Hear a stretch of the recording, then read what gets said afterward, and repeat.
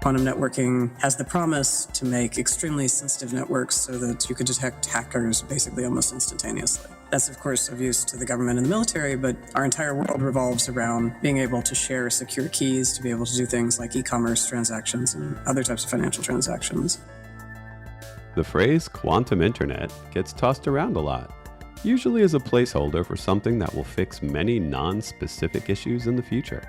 The core concept of quantum networking is a real thing though, and is more robust today than you might think. How does it work? How fast is it? And is it really running in my hometown, Big Apple? We cover all this and potential business use cases in this episode of the Post-Quantum World. I'm your host, Konstantinos Karagiannis. I lead quantum computing services at Protiviti, where we're helping companies prepare for the benefits and threats of this exploding field. I hope you'll join each episode as we explore the technology and business impacts of this post-quantum era. Our guest today is the CEO at Qunnect, Noel Goddard. Welcome to the show. Thanks so much for inviting me. Yeah. You reminded me that we were at Q2B show, and these quantum shows pop around. It's kind of a small community in some ways. So I'd love to start at a high level for the audience. Could you describe the promise of quantum networking and its future uses?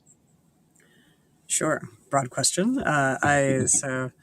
So I always think of quantum tech as having several verticals. The one everyone that is sort of more familiar with because of popular press is quantum computing.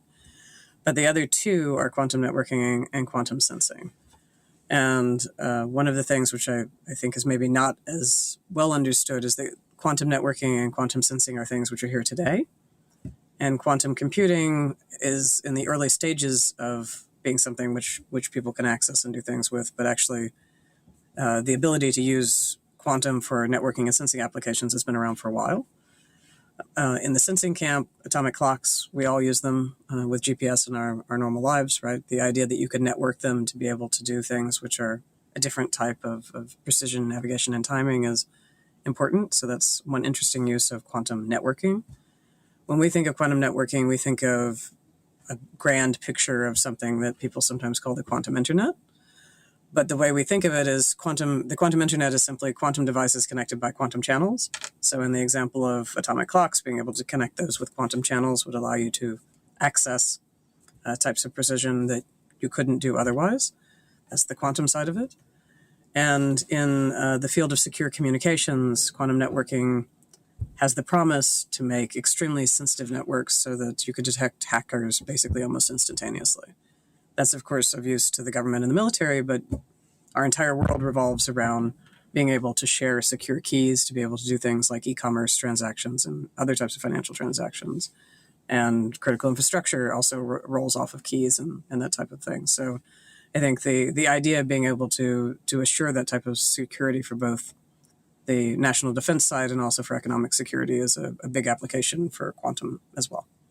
Yeah, so it's fair to say that just like quantum computers, the quantum internet isn't really going to replace the internet. It's just going to be this other niche. this other niche thing. Yeah, because I hear that every once in a while, it kind of makes me cringe. Like people are like, "Oh, but this will all be fixed when we have the quantum internet." It's like, I don't know about that. No. In fact, I think it's like I was on a panel recently, and one of the questions that I asked the participants is, "Quantum internet, you hate the term or like the term?" A lot of people in our field don't like the term at all. But I like the idea of thinking beyond the communications application because I think quantum networking got stuck. Basically, everybody thinks of it as only being able to exchange secure keys. But there's something bigger. There's a bigger promise. Yeah, we're going to talk about a couple of those possibilities today. So tell us a little bit about Qunnect. Spelled Qunnect, because you got to put a Q somewhere. Yeah, we happen to have a U, which confuses most people. So, yeah. So we're in business for actually since 2017. It was founded by two graduate students at Stony Brook University to spin out originally a quantum memory technology. And one of the reasons that we're in quantum networking is because very early on, when people started to envision whether quantum could be used for networking, there were concerns about how do you spread quantum at distances when you can't get over a very basic feature. You can't repeat quantum information the way that we repeat digital information. which allows us to use all of the fiber infrastructure that we have. Those digital style repeaters would break the quantum, which would break all of the advantage that you'd have in a quantum system. So the key technology to being able to do that in a quantum repeater as an analog was a quantum memory. So we spun out as a quantum memory company. I met the team because they applied to a seed fund that I was at the time. It was called Accelerate New York. We were backing technologies that were mostly hard tech and biotech, everything but software for the most part, that were starting to get off the ground in New York State. And as part of that, since we were typically first money in, I ended up mentoring the team in the early days. My own background was physics, so I was a professor of physics before I started into the startup world myself. So I obviously resonated with what they were doing. They invited me to join the team in January of 2020, which was just before the pandemic. And then we survived the pandemic together, but it actually turned out to be a really good time to step back and to evaluate what the purpose of the company is and what are the technology gaps. We've always wanted to have something very real. And what we settled on is that Qunnect wanted to build a product suite that was a drop-in solution to transform telecom typical infrastructure into quantum networks. And what were the basic products that we needed to build in order to do that? And that's been the mission ever since then. So that's where we are today. It's basically the foundation for the larger big idea of the quantum internet. Okay, yeah, and we're going to talk about a few of those pieces that'll be required. So your personal interest, I know you said you had a background in physics, but also biology too, right? Yes. So does the medical sensing use case particularly appeal to you? Is that something you'd want to see expand with Qunnect? So I love to see applications. So I think that will be the disclaimer first statement. It's always great to do that. Biology is different than physics because physics is all about take something very pure and figure out how to take this sort of beautiful phenomenon and somehow translate it into something which might be an instrument. Biology is take something infinitely complex and hopefully parse through all of the other details in order to find something which is useful for allowing you to say something conclusive. I have skepticisms about how useful devices will be that are quantum in diagnosis of disease, but I think it's important to always test boundaries. And the reason that my skepticism is there is because it's one thing that it works on a very controlled environment. It's another thing that you put it in a hospital and you screen patients routinely.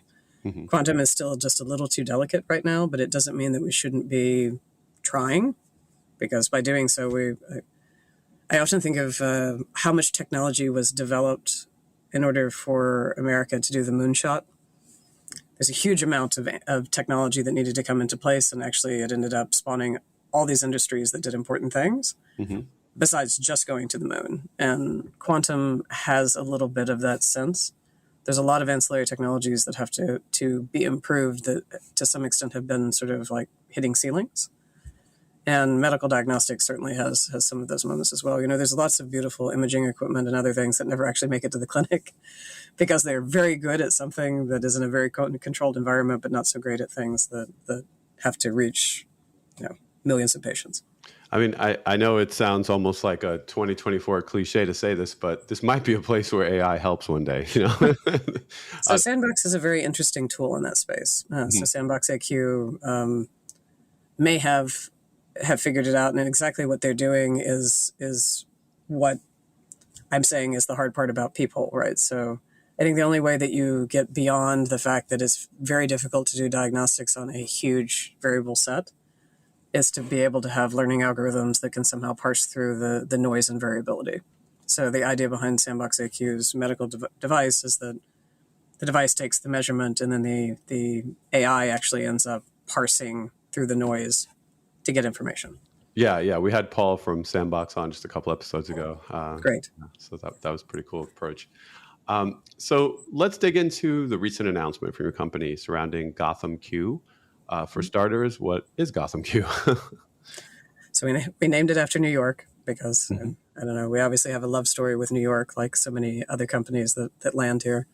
It's a high energy place, lots of stuff going on all the time. And one of the things that we're really determined to do with this last funding round was to take products which we had de-risked into prototypes and actually put them in their intended environment as part of our growth as a company. And we've always wanted to deploy these on real fiber networks, so we ended up building a network in New York City. We called up a commercial fiber company. They stitched together existing fiber for us to be able to use for piloting and connected it to our laboratory. And then we started to put our instruments on it. So Gotham Q is our network. The first branch of it was a loop. In physics, it's often easier to talk to yourself than to someone else at the beginning. So you don't have to actually coordinate all of the other synchronization issues. But then we expanded it to NYU, which we're an industry partner to. So they have both campuses in Brooklyn and also in Washington Square in Manhattan. And now we have a data center in Tribeca, which is interested in also connecting to us. And the same is true also for Columbia. So on that network, what's your approach? How does your approach to quantum networking differ from, I guess, what other companies have tried? So that's, I suppose, the most exciting part of the announcement is that the numbers that we're starting to see in terms of performance don't look that different than regular networking. One of the criticisms of quantum anything, and especially quantum networking, has been that it's slow. All of the normal value props for doing anything in the networking space have to do with better bandwidth, better data rates, better algorithms for compression, etc. That's what normal telecom service providers and media streaming services, etc., are looking for. Quantum wins on security, not on speed. That sort of limits, of course, what you'd like to do with it. But what I think that we've always wanted to do is to show that we can start operating at speeds that are feasible. It's always disheartening when you read a paper and you're like, somebody was able to get a qubit like every 4 seconds or every 10 seconds or something like that. That's not a real data rate. What we were able to prove on Gotham Q is that we could go as high as 500,000 bits per second. So entangled photon pairs that we could preserve with extremely high quality, running it for 24/7 kind of metrics. So the stuff was on for 15 days and never had a hiccup. And the reason that we were so proud of this result is because not only had we built things which generate very high quality entanglement, but we had built other instruments that preserve that entanglement in an active way so that it looks like a network. It's not simply an experiment. There's all sorts of beautiful physics that is developed in all of the academic labs to prove what can be done in quantum networking, but they're taking data once for a paper. They're not turning it on and leaving it on so you can do something with it. So our type of networking is distributing entangled photons over real optical fiber and preserving their fidelity so you can use them for something. Okay. So I think listeners might have a hard time visualizing what that really means. Some modalities in quantum computing are easier to understand than others. So networking might add an extra layer of complexity. Could you really simplify what that looks like what's being sent maybe? So it's a great question. So generating entanglement, there are lots of ways to do it. Quantum networking relies on the idea that things are secure as long as they stay entangled, because they're entangled until you look at them. So you can think of an eavesdropper as the interference that looks at it and destroys the entanglement. But the truth is, if you have entanglement and you would like to distribute it, you have to make sure that the channel that connects you and me is also not going to destroy it the same way as something that looks like an eavesdropper. So what we do is we create very high purity entangled pairs of photons. And it comes from a process where we pump an atomic vapor with 2 lasers, and what we get out of it naturally is a photon pair that's entangled in polarization. And some people, when you go and you buy sunglasses, right, and they ask you if you want polarized lenses or not, and then you try to look at your iPhone and you realize you can't see your iPhone.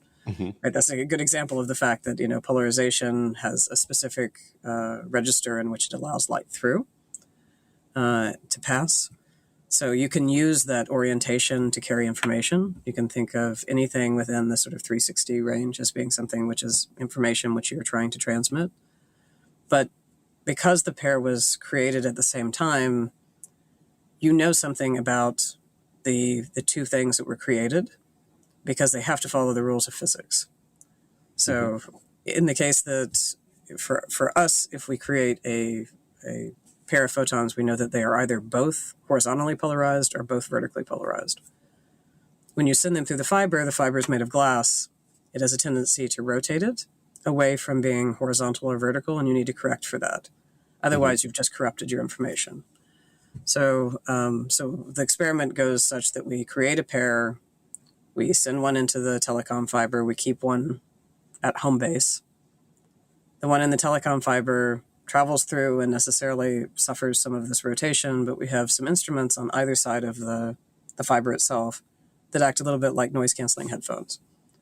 So they're actively testing the fiber all the time, the same way as your headphones actively test the environment. And then they're creating a compensation signal the same way your headphones create a compensation signal for canceling the noise. We're canceling the problem in the fiber. And then what comes out is the same thing you put in with very high fidelity. So that's what we would call preserving. So we generate high quality, we put it into the network, we preserve that quality, and then we can validate it at the end with a test measurement. Yeah, so the goal is that the fiber is not in any way making an observation before you get Correct. to the other end, right? Yeah. And also that you stay high fidelity enough that if you want to detect an eavesdropper, you don't confuse it for a fiber problem. Yeah, just a bend or something. Yeah, so I guess Anton Zeilinger was doing primitive versions of this back in the day, and we've come a long way. You got to walk before you can run, obviously. OG Entanglement. Yep. Absolutely. Yeah. So what's the performance increase that you achieve? You were saying like by getting those numbers, can you let our listeners get a sense of like where it was just, I don't know, a year ago or so?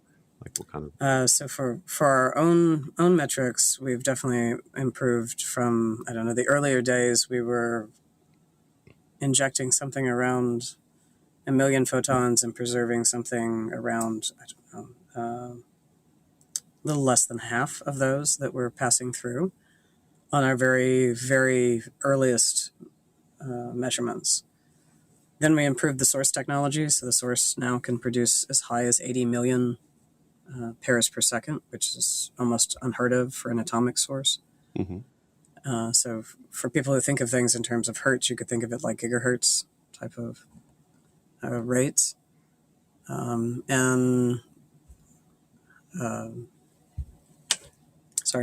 Megahertz. And then you've the other side of it is that the fiber itself has an intrinsic loss. So the fiber is going to, it's a piece of glass, right? So inherently you're going to lose some photons in the transition. You can't do anything about that.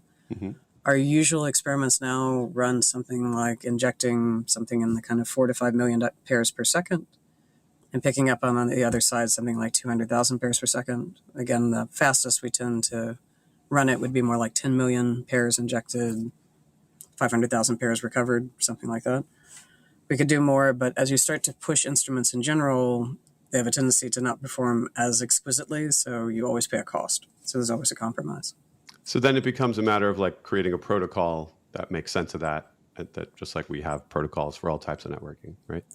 Correct. And I think that is a big difference between computing and networking.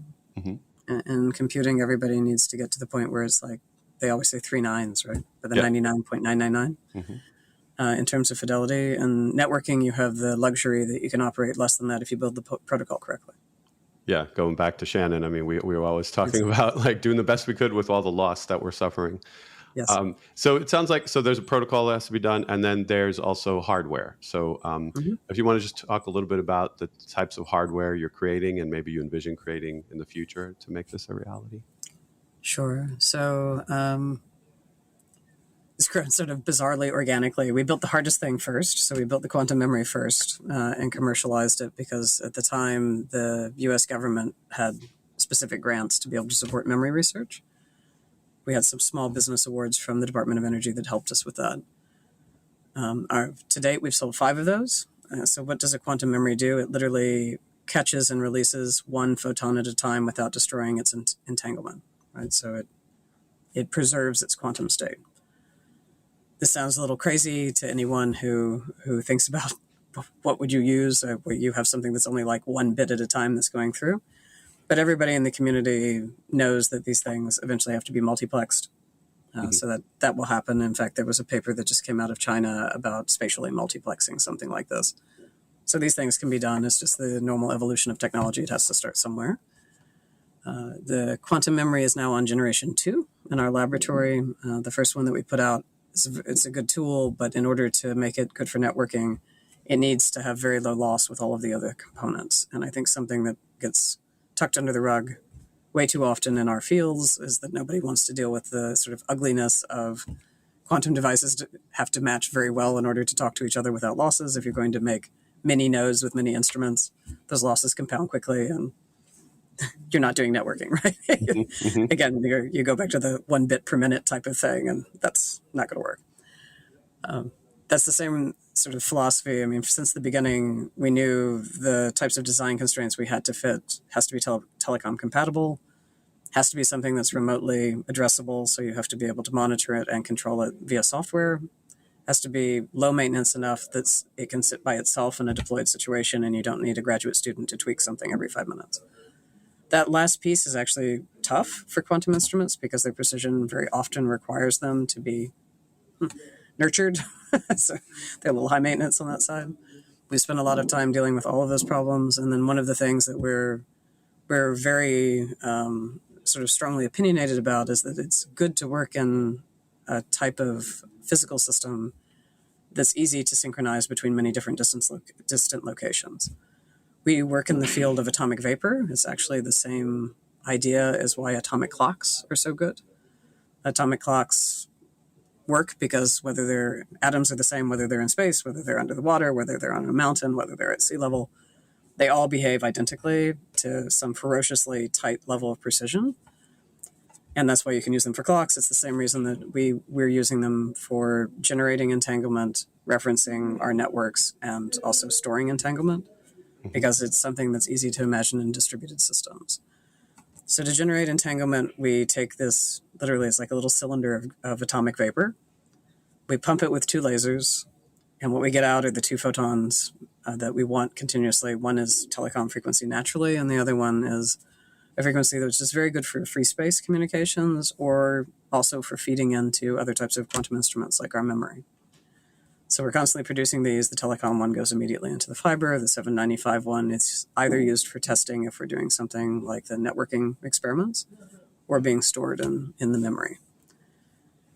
Because everything's done in rubidium, what's nice is that it's like the exact wavelength that we need for the memory. So it also takes out any need to do frequency conversion, which is another type of loss step. Then we have the noise canceling headphones I mentioned earlier. So that's like an active compensation system that we put on any fiber that we're using for networking. And then at the end, we have a validation device. So basically, to validate entanglement is to ask whether what you got is still correlated identically to what was kept. So if you were creating a pair, and every time I create an H, you should receive an H, and you're not receiving an H, something has happened, right? And so we have a validation device who checks all of that. When these things get sent, obviously, they need to have a little timestamp on them, basically, to be able to do that last piece. So we have some electronics that do those things as well. So you envision this always remaining dark fiber, right? Like it's going to have to be a dedicated path, basically. Yes. So you can't, it's dark fiber, but you can have splices and switches. So anything which is sort of quantum neutral that doesn't measure is fine.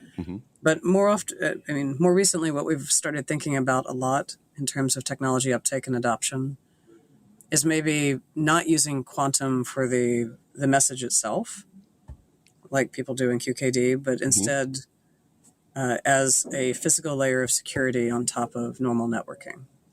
So the digital data stream obviously has a huge amount of mathematical algorithms that protect it in different ways. It doesn't have a lot of physical devices and physical types of algorithms that protect it. But if you're really good at distributing entanglement, and entanglement is very sensitive to being disturbed, maybe the right thing to do is to think about a network as just a big physical sensor, like a mesh, and start combining, kind of blurring the lines between quantum networking and quantum sensing so that you could use it for something that is more immediate to cybersecurity. Yeah, and in some ways, that when it comes with sensing, especially the network is the computer, really. I mean, having Yes. the networks work together. True. And are you looking at repeaters of some type? I mean, wouldn't that just be like a miniature quantum computer, basically, that's specialized? If you've ever had the chance to hear INQ talks, then very often they will talk about the fact that their processors are effectively also repeaters, right, or can be used as. So yes, the short answer is yes, that could be the case.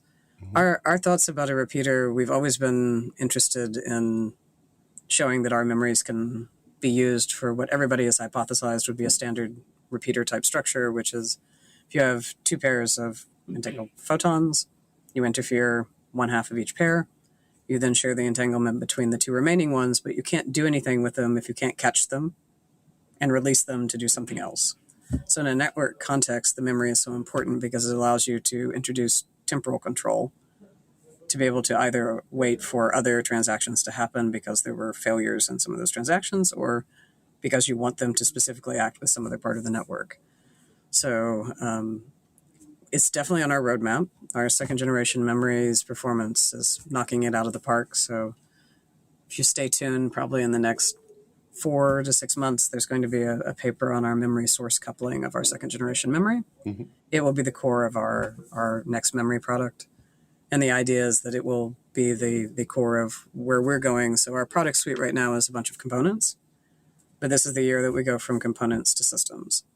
And those systems are going to be our products plus some third-party things like those time taggers to be able to put it into one software interface and enable researchers to do exactly what we do here, which is basically do the entanglement distribution protocol on any piece of fiber so that we can start equipping test beds.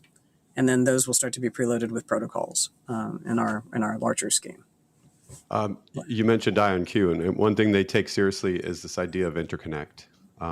They've been one of the earlier ones to really dig in. Are you working on any Interconnect protocols to make quantum computers work together on your future networks? We're not doing it yet, but we're interested in doing it.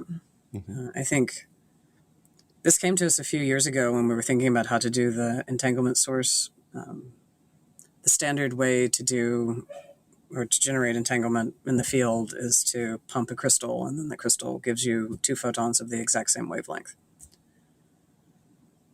The optics of that are fairly simple. It's a robust device. The problem is that what you get out are these extremely broad line width photons. And things like quantum computers, quantum sensors, quantum memories all require narrow line width photons. Mm-hmm. So you end up creating a loss mismatch when your source isn't well matched to whatever it needs to interface with. One of the exciting things that we hope to do with our entanglement source, so our entanglement source is naturally sub-gigahertz line width. And the advantage of that is that it's much more natively compatible with all the things I just mentioned. But because it's also two different frequencies, the chances that you can get nearer to the wavelength of something that you want to couple to, and then you can do a frequency conversion over a smaller gap is good. We certainly would like to start working with some groups. So we've been talking to a few different groups about starting into the interconnect problem. I will say, candidly, our value proposition as a company was always about doing things over fibers, right? Longer distances. Most of the interconnect problems are things which are either in a freezer or in a room. So we don't necessarily satisfy their need the same way. We work in a compromised situation. So Qunnect's sort of best selling point on our memory is that it works at room temperature, but by working at room temperature, you have to accept compromises. We don't have the same coherence time as people who are working at 4K or at milli-K, just the way it is. Mm-hmm. And I suspect those technologies will be much more useful to the interconnects that are at the room scale.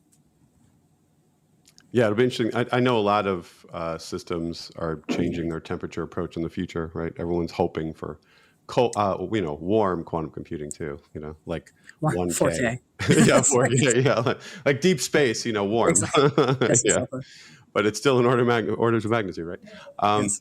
So we both live in New York, as you mentioned, and there are obvious potential customers here for quantum use cases. We have financials here. Obviously, it's the financial headquarters of the world in some ways. Yes.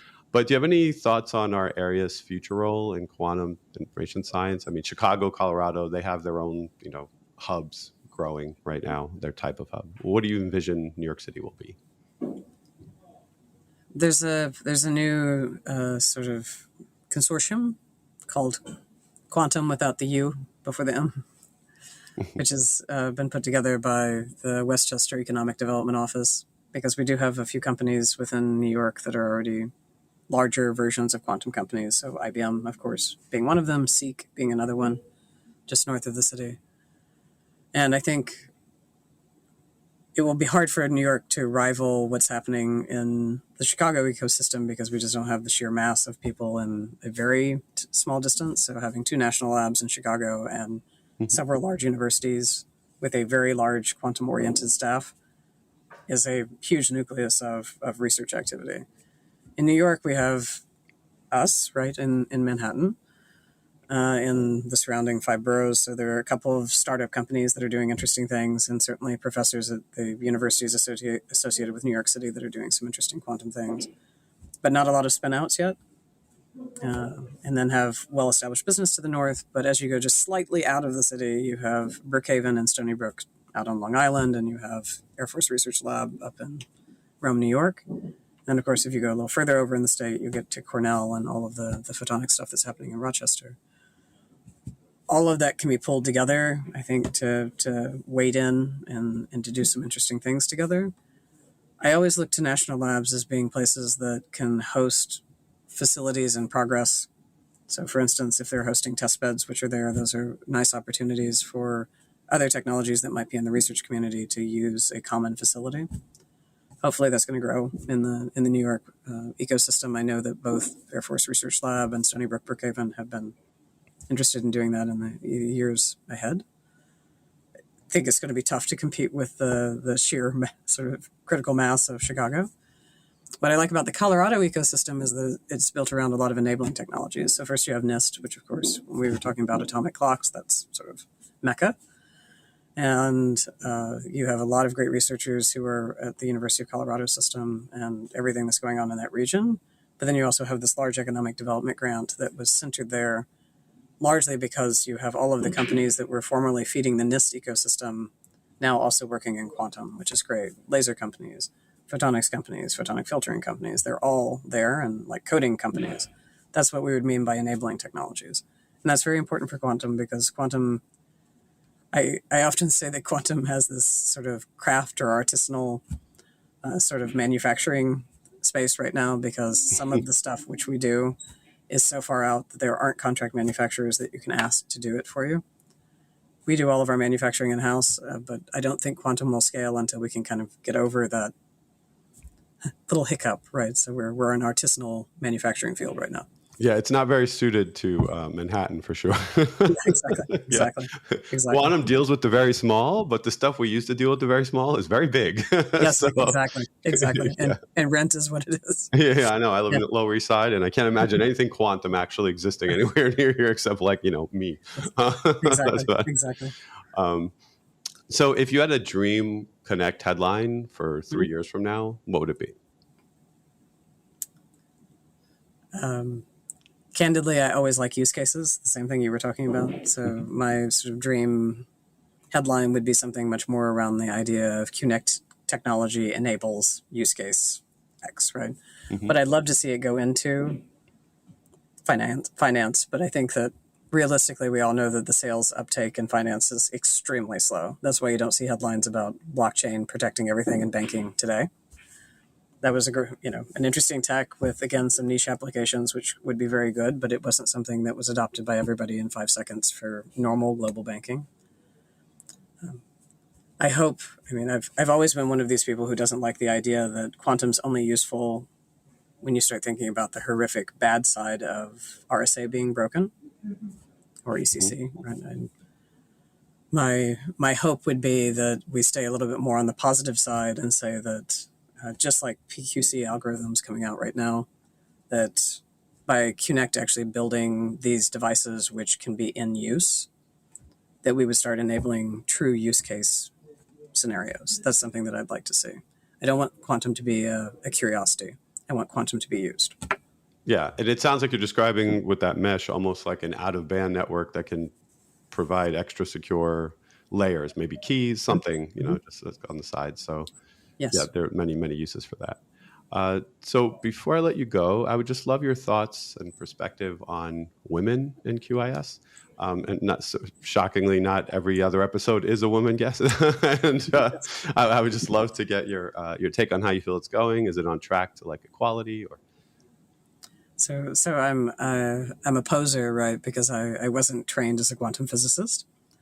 I started off in photonics on actually in chemical physics, but doing photonic builds during graduate school. And ironically, in levitated droplets, which is, again, they act like fantastic resonance cavities. So in those days, people weren't as quantum obsessed as they are today, but it was another way of studying these types of phenomena, which are important to quantum. I think I've always felt this way, and it's the reason that I chose to be a professor in the CUNY system. I think that research opportunities that are afforded to undergraduates are definitely something which makes the difference in people becoming researchers or not. Students really need to understand what getting a degree in science means. And if research fits you or not, that is the time to sort of discover it. There's a terrible attrition as women start going through the process of graduate school, and then what happens after graduate school is they're going into professorships, et cetera, because life gets in the way. Mm-hmm. But I think that the time to capture interest of any student is in the undergraduate years, because they have enough to understand the basics of the science, but they don't exactly understand how science equals job. And we're all pretty privileged in the academic sphere to be able to chase whatever questions we want to. I mean, it has the same sort of creativity potential as being an artist. It's just with this underlying framework of the world of science underneath it. And inspiring students in high school and other things, of course, is important, but making sure that they understand that this is viable career options is something that happens, I think, when they get an opportunity to do real research. When I was a faculty member, one of the first things that happened to me, which I was very surprised about, is that I had a huge number of women apply to work in my lab. And It was just a funny moment, because I was like, and it wasn't happening to my colleagues, which at that point who were all male. And I didn't think actively about being a role model in any way, but I started to recognize that one of the problems is that particularly if you come from a family which is first educated or in a situation where you've never met a scientist and know what they do. I come from a family that doesn't have any academics or any scientists in it as well, so I have some appreciation for this. You don't know what that job looks like. So the idea that somebody who's kind of like you can do this job is, I think, an important first step for a lot of younger students. And then retention is a big deal. The thing that drove me to work at CUNY is that I was a postdoc at Harvard. And Harvard has no problems getting any type of money to do anything that they would like to do. And I think it leads to, unfortunately, obviously there's a lot of beautiful science that comes out of Harvard, but also there's a lot of sort of excess. And the summer programs that Harvard often offers to college students that don't have research opportunities within their own institutions, it's extraordinary to see the difference between the sort of have and have not moment. And these students come in and they're so excited to actually be able to have the opportunity to do research. We have to invest in our public systems to have the same type of quality experiences, because it comes from everywhere, right? The cool thing about science is it doesn't matter where you come from and what you do and where.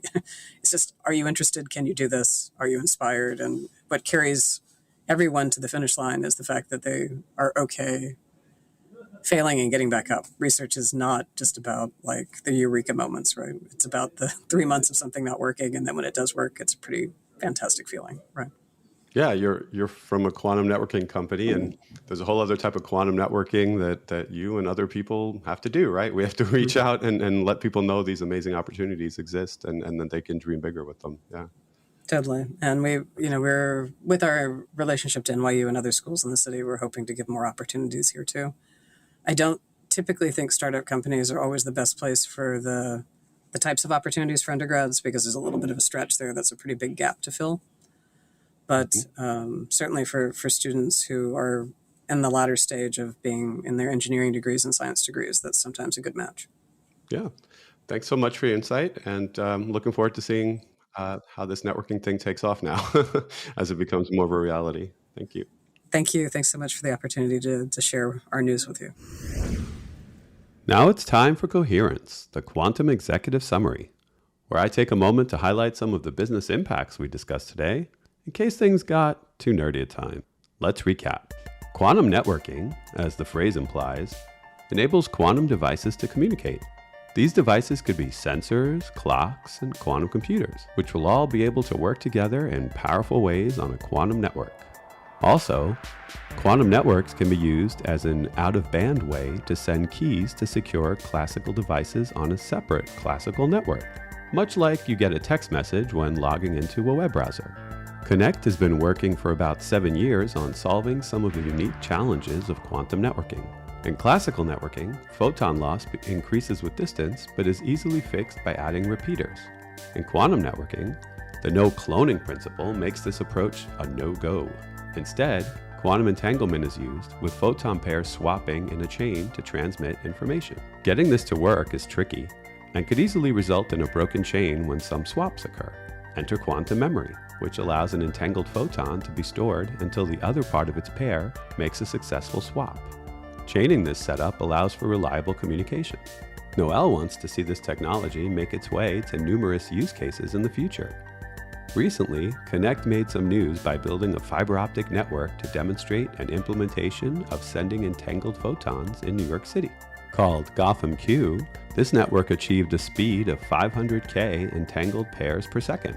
Room temperature atomic vapor generated these entangled photons, and the system preserved their fidelity over 34 kilometers of the fiber and minimized the quantum bit error rate. They managed a 99.84% network uptime over 15 days of constant operation. That uptime feels better than my cable provider in New York City, to be honest. That does it for this episode. Thanks to Noel Goddard for joining to discuss Qunnect. And thank you for listening. If you enjoyed the show, please subscribe to Protiviti's The Post-Quantum World and maybe leave a review to help others find us. Be sure to follow me on all socials at Constant Hacker. That's Constant with a K, Hacker. You'll find links there to what we're doing in quantum computing services at Protiviti. You can also DM me questions or suggestions for what you'd like to hear on the show. For more information on our quantum services, check out Protiviti.com or follow Protiviti Tech on Twitter and LinkedIn. Until next time, be kind and stay quantum curious.